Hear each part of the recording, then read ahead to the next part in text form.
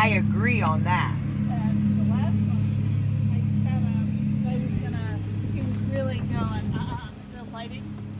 So it made me sit up, and I never hit him, but I just brought my hand away, and it made me sit up. Your last one was your best jump. Yeah. But I asked you to balance him sooner, didn't I? Because of what was coming up. Yeah. You know, it required more balancing than any of the others did.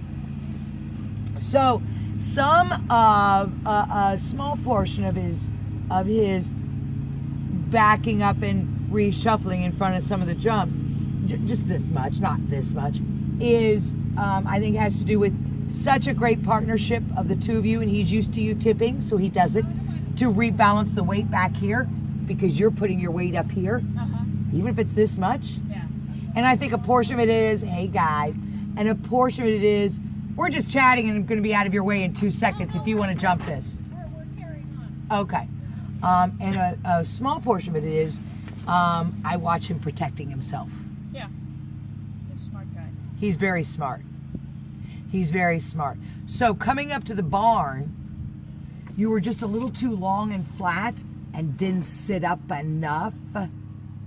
Not that I wanted a flyer there, but it should have been out of the rhythm more. Okay.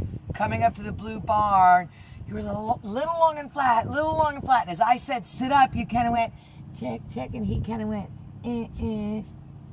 gather. And then I'm like, go, and you landed and went, go, and he went, I got it. The blue barn is the one that was right before the chevron? Yes. Okay. No, not before the pheasant feeder. That was the 3-stride. There was a blue barn, blue top barn. Okay. There's so much pollen on it now you might not be able to see it's blue. See the blue top barn to the to the pheasant feeder. Oh. So a couple out, you're going to see it on tape that he kind of did a weenie shuffle. I'm not talking relative. I'm talking this much, not this much. But he did a little.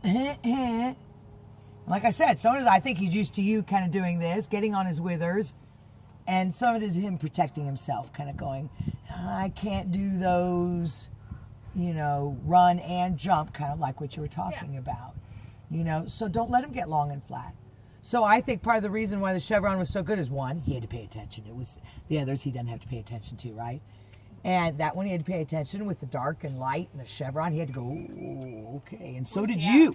So did you. You had to go. It took me a while to find the exit. I'm like, I know there's an opening here.